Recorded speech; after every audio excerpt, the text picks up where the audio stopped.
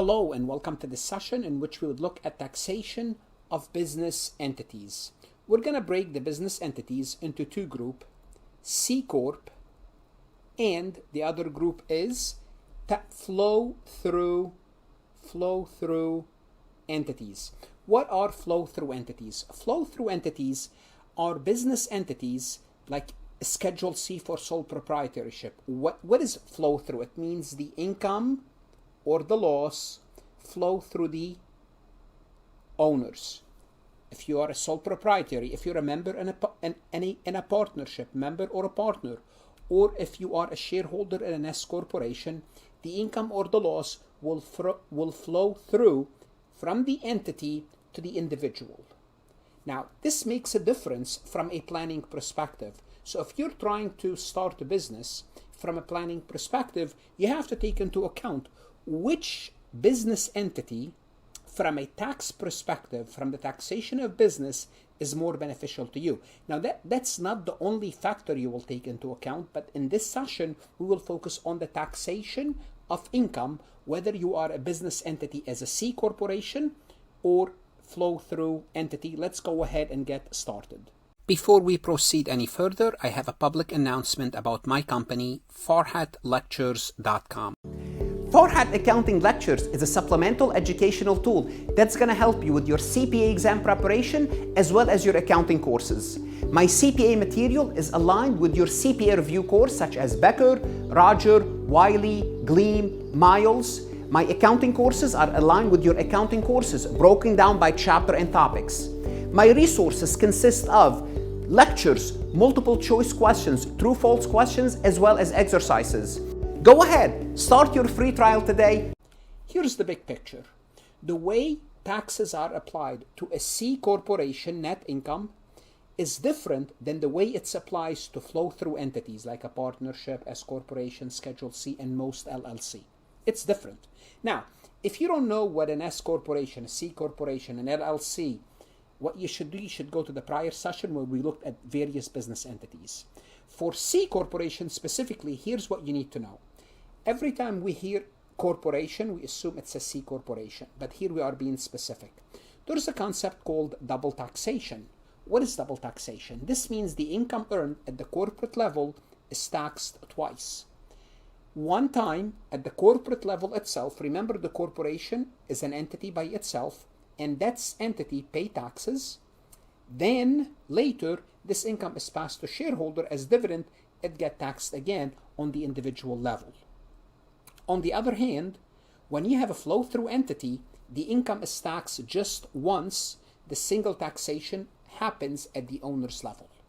Regardless of whether the owner receives the earnings or not, for a flow-through entity, the income is taxed when made. And this is going to draw the difference between flow-through entities and C corporation. And a C corporation, we're going to see once we emphasize that a little bit further, that the corporation can decide to keep the income and not take it out. Therefore, it's not taxed until it's taken out. In a flow-through entity, the income is taxed once earned, whether the shareholder takes the income out, take the cash out or not. And this is a fundamental difference that highlights the distinct tax treatment between a C corp and a flow-through entity, emphasizing the dual tax burden faced by C corporation and the single tax point for flow-through entities. Let's review one more time. When we think of C corporation, think of double taxation. What does that mean? It means if this is the corporation, they pay taxes, and the tax rate in the US now is flat 21%. So if the company made $1 million in revenues, they deducted $600,000 in expenses. What's left is $400,000. Now this $400,000 is subject to 21% at the corporate level. So the corporation pays this income, whatever that, 400,000 times 21%. This is the income is taxed at this level first. Let me just get the numbers. This way you can see the effect of the double taxation in case, you just need kind of to get a feeling of this. Times 0.21, the company will pay $84,000 in taxes. So when they pay $84,000 in taxes, what's left of the $400,000? If we deduct the $84,000, what's left is $316 to the shareholder.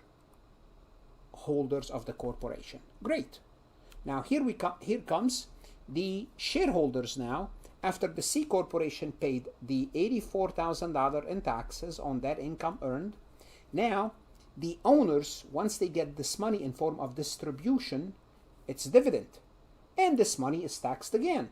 However, now it's taxed at the owner shareholder level. What does that mean? It means it could be taxed at 0% for low income shareholders. It could be taxed at 15%, for the majority of the shareholders, or it could be taxed at 20% with shareholder with higher income. So those are the rates for the dividend, depending on the individual's income. If they don't have a lot of income, it's 0%. Again, you need to know the dividend tax rate, how dividend is taxed. There's a separate recording for that. So let's assume there are two individuals, and remember we have 316, and to make it easy, just to keep on going with this example, it's 50-50.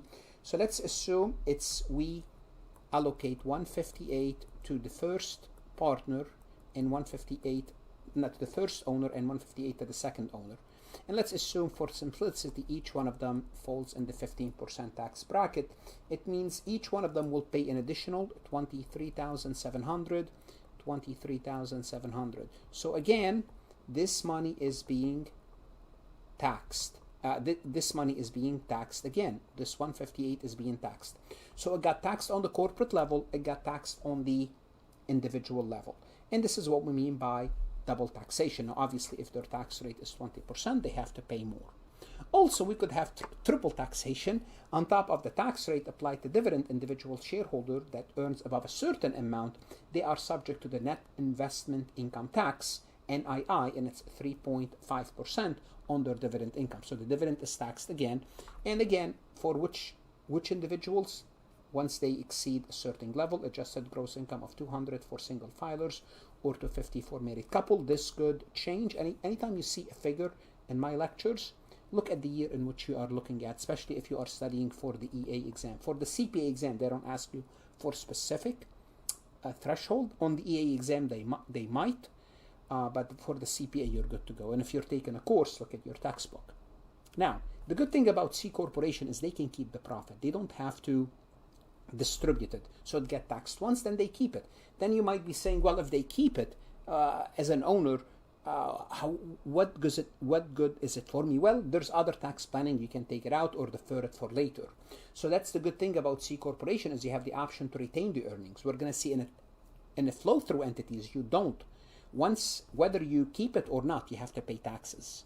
So if they choose to keep it, the taxation of this earning is deferred until later, so you can control when the shareholder gets taxed. This means if the corporation decides to keep it, for what purpose? To reinvest or other purposes, then the shareholders would not have to pay taxes on the earning until later. And that there's some value in this time value, will pay taxes later. To summarize about corporation, they have the double taxation. The rate of taxation from shareholder to shareholder, it varies. Remember, we have double taxation, but on the individual level, it varies. And some of them might be subject to the additional net investment. However, the good news about C corporation is you can postpone the dividend for later. Now, flow-through entities, on the other hand, now we're moving to flow-through entities like Schedule C for sole proprietorship, partnership, S corporation. They are different. They are taxed once. However, they don't time that tax. Once the business earned the income, then earned it at the end of the year, it's allocated to them. Whether they got it or not, it doesn't really matter. The income earned by the flow-through entity is taxed directly at the owner's level. This means the income is passed to the owners, and the tax rate of the owners could range from 10 to 37. Those rates could change, but think about an individual. How much will they have to pay taxes based on their income bracket? And this system ensures that this money is taxed once. It doesn't matter once it's distributed. Later, it's not taxed. It's taxed when earned. And so the effective tax rate for flow-through entities, it could be higher or lower than 21, because some individuals could be in the 10 and 15% tax bracket, and they could go up to 25, but on average it could be below 21. For some other shareholders, the tax could be 35% higher. So it all depends on the individual, whether they pay more as a member of a flow-through entity versus a corporation. It's not the same for all individuals. Flow-through entities, the way they allocate the income, in entities with multiple owners, the income and losses are typically divided according to each owner's share. However, partnership have the flexibility to allocate these based on different criteria. So it gives you more flexibility, such as capital contribution or some sort of a partnership agreement, which is good because maybe some owners want to allocate more losses to themselves because they have other income, or vice versa. Flow-through entities also, owners might have to pay self-employment under tax earnings from the business. This is an additional tax. And you should know how to compute self-employment tax. This is a review. It's calculated as 15.3 on 92.35% of self-employment. Now, why it's 92.35? Because it's 100% of your income minus half of 15.3%. What's half of 15.3%? Let's compute this. 15.3 divided by 2, half is 7.65%. So if we take 100 minus 7.65%, what's left is 92.35. What does that mean? It means you can deduct half of your self-employment, and the self-employment tax is subject to that. Make sure you are comfortable with, if you took already the RAG exam, you should be familiar with this. Now, bear in mind, sole proprietorship, they have to pay this on their income, as well as active partners in partnership will have to do this. However, S corporation shareholders do not have to pay self-employment tax share, whether they are active or not in business operation. Usually they pay it through their W-2. Flow-through entities, what else do we know? They're also subject to the 3-point net investment tax on their share of business income. Again, this applies to partners and shareholders. If their share is considered passive income, it means they are receiving this in form of dividend. And again, the tax is once you cross a certain threshold, which is the same as other individuals, 200,000 to 50. Remember, those figures could change, but usually they've been the same for the past few years. Also, what do we need to about flow-through entities when we're choosing one? Flow-through entities, they could give you an additional deduction called the qualified business income deduction. What does that mean? It means it lower your taxable income. And the reason why we have this QBI, I hope you know what QBI is. You need to know this for your RAG exam as well. You should have known this if you're studying for the TCP. Is the reason for QBI, the main reason for this qualified business income deduction is to level the playing field between flow-through entities and C corporation. This allows you to deduct 20% of the share of the business qualified income on your personal tax return. Again, there are limitations, you want to know this, but this is an advantage of operating as a flow-through entities. Once you look at it, once you exceed a certain income, then you would lose this deduction anyway. There are limits to this deduction based on the owner's income and the nature of the business. Not all businesses qualify, and there are limits. But the point you want to know is QBI deduction is available for you if you want to plan to be a flow-through entity, something you want to take into account, assuming you don't exceed a certain income level. Because once you exceed a certain income level, that deduction is taken away. And if you're not in a certain type of business, that you don't even qualify for that deduction in the first place. So consideration for choosing a business entity, you could look at the owner's tax rate versus the C corporation. So you could look at the individual tax rate versus C corporation. If the individual tax rate are higher than the C corporation, which is 21%, forming a C might be beneficial, but that's not the only thing. This is because the corporate income tax rate is taxed at a lower rate before dividends are distributed. But again, that is one thing you look at, is your rate versus the corporate rate. The corporate rate right now is known 21%. Your rate is, it depends on the individual. It depends on the individual. Also, earning distribution. C corporation are more advantageous if the business plan is to retain the earnings. If you know you don't need to take the money out, then it's taxed only once at 21%, and maybe you have more deduction to lower your taxable income and don't take the money out. This is because the tax on distributed dividend can be deferred, which is good, it has time value. However, if the business tends to distribute earning as dividend and the owner tax rate are lower than the C, a flow-through entity could be more favorable. So you have to take a look into account which one is better for you. Also, you want to take into account the 20% QBI deduction. Flow-through entities have this added benefit. Again, it's limited, but that's a good deduction. The deduction can significantly reduce the tax burden and should be considered whether you want to do a C corporation, operate as a C corporation, or some sort of a flow-through entity.